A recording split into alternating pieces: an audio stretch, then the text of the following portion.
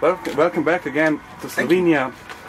It's been a year since your last visit, and you're already back, still promoting the last album, We're the White. So, is that tour kind of different since the last tour you're promoting that album? Yeah, we figured, this is definitely kind of like the last tour that we do for the album before we really start getting into writing new stuff. So, so we figured we have to do it kind of differently. So we decided to kind of release a new version of the album. We had a new song on there as well that we play live, and also we changed the set list quite a bit, like with songs that we haven't played before from the new album, and also some of the older songs that we haven't played in a long time. So it kind of felt important to make sure that this was different than the last tours that we've done, like for this album. So, but it's kind of cool. I like it, kind of testament to the longevity of the album, actually, that we've been able to be on tour pretty much for 2 years now on the same album. It feels really good. It still feels kind of fresh to me. Yeah. So, on this tour you're with the bands that are pretty different musical genre. They're playing pretty different musical genre than you are. Yeah. So, how do you see this audience looking at this pretty different bands like folk metal, death metal, thrash metal, and maybe power metal? Yeah. I was kind of... how diverse is that audience? It seems... we have pretty open-minded fans, so I think that we can share some of the guys who come for us can also appreciate a lot of the other bands, I think. I was kind of skeptical at first. I didn't know what to expect from a tour like this, because it was, as you said, very diverse and very a lot of different bands. But it seems like it's really working. Like, all the bands are really happy with the response of the audience. So I think it's kind of cool. Like, it's a long ass show, for 6 hours. Tons of bands are playing, and people stick around, and it's. I think I'm really amazed and humbled by it, because it's really cool. And do you think that people get at the end of the show, when you are headlining the show, getting tired of the whole evening, I've been really afraid of that, but I haven't seen it yet. Like, it seems like people are still, like, have tons of energy left for us, which is amazing and really cool. But we always think, like, oh man, people will be tired by the time we get to set. But so far, it's been awesome. So you re-released the latest album, We're the White, which comes with a lot of bonuses, few bonus tracks, DVD, and so on. Why did you decide to re-release that album? Is it because of the success, or is it something else? I think it's something that the record label really wants to do, because it makes sense for them to kind of get their money back. The record industry obviously is not what it used to be, and they need to kind of make their money back in a way. And I've always kind of been against that kind of thing. Like, you really re-release an album, and it just feels weird, and it feels like you're milking money out of a product. So we've always said, like, no, we don't really want to do it, but if we do it, then really let's make it real. Like, make something that is really worthwhile and something worth buying. So for this one, Niklas redid the entire artwork, and it's like a full booklet full of tour photos and a lot of really cool shots.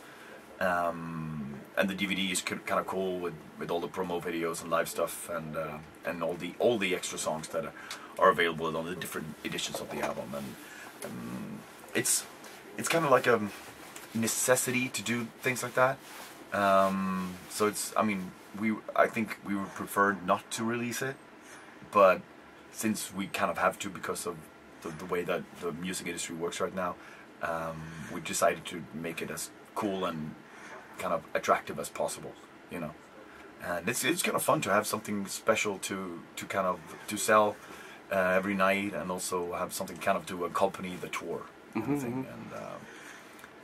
And of course, it's one of those things, you don't have to buy it if you don't already have the album. But if you're a collector, if you're really into it, then it's a fantastic edition of the album. You know, that looks really cool and has everything on it. So, and I'm a record collector myself, and I'm one of those suckers that go out and buy every single edition of all the albums that I really love. And so I have tons of duplicates and numerous editions of a lot of albums. So it caters to me. You know, I'm that guy who will buy everything. And how would you compare the success of this album to your previous releases? Do you think it was Weird the Void the most successful album of your career, or? It's hard to say. We've been kind of fortunate to always kind of increase sales with each album. But I think this is the first time that we really noticed the decrease in record sales because of illegal downloading and stuff like that. So I really cannot judge how successful it is, other than the fact that people come out to the shows and they dig that we play a lot of new songs, and we receive really great reviews. So it's kind of hard. Like, from the numbers point of view, it was not as successful as some previous records, but at the same time we've been touring way more, and the audience has grown a lot. So it's hard, you know. It's hard to. Usually you can go to record sales and kind of figure out how successful an album is, but now with Spotify or whatever streaming music and illegal downloads, those numbers don't really mean anything anymore. You know? So you said you toured a lot of this album. Have you been to any countries that you haven't visited it before? Do you have any really really interesting experience from that countries? Yeah, we went to a couple of countries actually we haven't been to before. India was the first this year. We went to Georgia. We played on a cruise ship in January to the Caribbean cruise. I think India was really interesting, really amazing, and really cool. Like, we had no idea what to expect. We played in a city that I'd never heard of before, and it was enormous, and we had like 5,000 people come out to a show, and it was incredible and really cool. Like, and you could tell that it was kind of like a hunger and a passion for metal music and Scandinavian music and whatever, that it was amazing to see. And, we did a catastrophic show in Georgia a couple of months ago. It was probably, without a doubt, the worst show that we ever done. But the fans who came out to see it, they were amazing and really passionate. But it was the worst show ever. But people still loved it, so it was kind of cool to at least get to go there and meet people, you know. Okay, so after this tour, which started a few days ago, what are your future plans? You're probably not intending to write a new album yet, or? Well, that's the plan, actually. I mean, that's what we want to do. So we have a few shows lined up after we get home, but mostly we're going to spend some quality time in our rehearsal room and just make sure that we can come up with something that is fresh and new. So it's going to be all writing all the time. Okay, about the question about the Swedish death metal scene. How do you see growing that scene since the early 90s, since you started, and now 20 years after? How do you see that scene? A lot of bands change their style, a lot of, you know. Yeah. How would you comment the scene now, comparing it to the early 90s?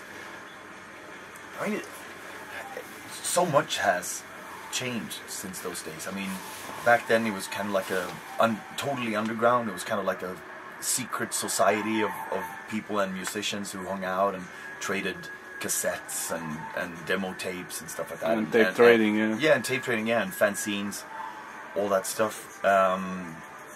Now with the internet and with kind of the easiness of just getting your material out, is obviously a very different kind of atmosphere. But at the same time, I can see there are so many young bands, at least like in Gothenburg where we live, that are really hungry and really want to get out there and do shows and stuff like that. And so I can really see myself in some of these bands, you know, and how they struggle and they really want to be different. Because if you start a band in Gothenburg now, you have to kind of struggle with the fact that there are so many other bands that that you will be compared to. Like, oh, it kind of sounds like it sounds too much like In Flames or Handful, whatever. But some of these bands have kind of overcome that now and are really trying hard to do something on their own and to be original and creative. And that was what we aspired to be when we started. So I think that kind of attitude and passion is still in the scene, and I think that's really awesome.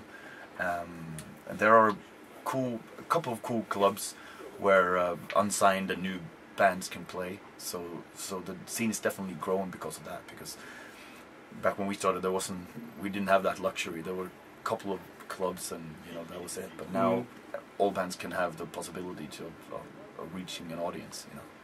And it's definitely a totally new generation of bands and fans in Sweden, and especially in the city where we live. And I applaud it, and we try to keep up with it, you know, and try to listen to all the new stuff and try to get a hold on the current scene, but it's kind of difficult as well because there's so much coming out. And what do you think about all those new metal genres which were existing in the past, but not by this name, you know? Yeah. Stuff like deathcore, folk metal, or even the brand new gent, or what is it called already? Gent, yeah. Yeah. What do you think about those new metal genres? I've never really been a fan of genres.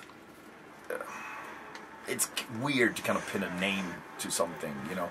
I was really frustrated at first in the mid-90s when the kind of Gothenburg death metal tag was being attached to our band. I didn't like that at all, but now I don't really care anymore. You know, it doesn't make any sense to bitch about it. But it's cool that bands are, you know, as always, it's always been like that. You incorporate different kind of influences. You take one genre of music, one style of music, and you mix it with the other, and you end up with something new. And I think that's what we did when we started out, you know. We didn't have to call it atmospheric, blues, folk, pagan metal, you know. We just call it metal. But, I mean, so it's cool. I like some of the folky stuff. I'm a big fan of folk music, but sometimes some bands really get it right, you know. I'm a big fan of progressive rock, and I love how kind of progressive rock elements are kind of being incorporated into metal as well. So I'm not too crazy about the crazy names of some new genres, but hey, if you make original music with a passion and you mean it, fine, call it whatever you want, you know. If it's good, it's good, you know?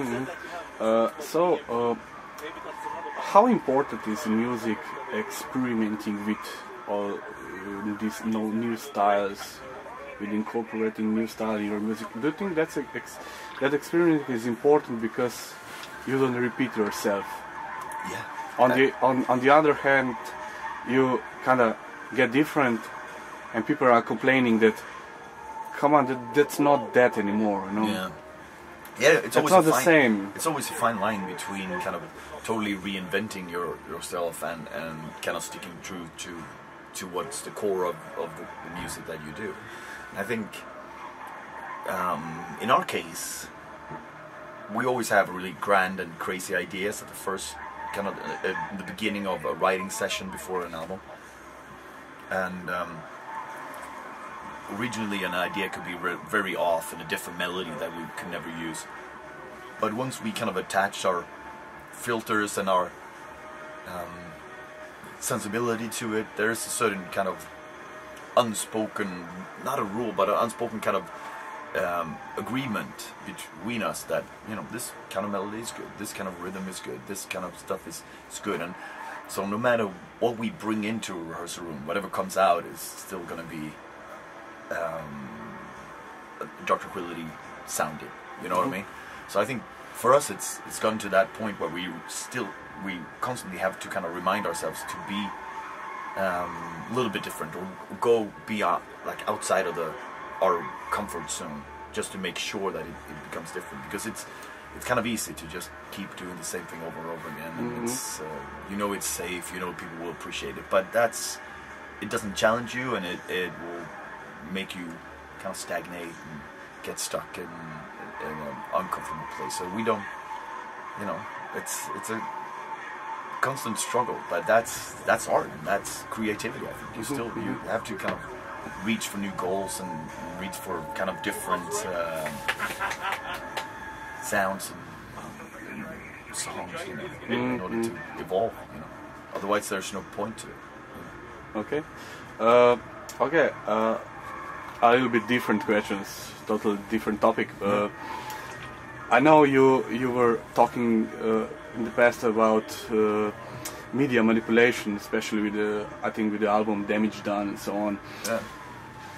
How do you see the whole thing about this, the fall of the dictators like Mubarak in Egypt, like now the death of Osama bin Laden, the death of Gaddafi? How do you see? Do you think there are two sides of those? I don't know. I mean, it seems like it's a kind of a reaction. Of course, everything kind of has to create a reaction. If you feel like you've been, I mean, wrongly living under the rule of someone that doesn't care for you that much, then obviously something needs to happen, you know. And it seems like this kind of uproar and this kind of rebellion has kind of spread. So, and it's kind of all the rage right now to do so. But I don't know. I don't really follow all that stuff too much. I wouldn't want to comment on it too much because it wouldn't make any sense, you know. I understand. Okay, we are getting to the conclusion of this interview. So, you've been here in Slovenia for, I think, 6th time or something like that. Yeah. So, fan base is still big. So, do you have any messages for Slovenian fans which are expecting this show today? I'm just really happy that we can come back here year after year to do a show, and it's always been really great. I think this is the 3rd or 4th time we're at this venue, and we played a couple of other places here. And yeah, we do have some really, really loyal fans there. So it's always a pleasure. Really, really cool. And, hopefully we will be able to come back for years to come. You know? Okay, thank you. All right.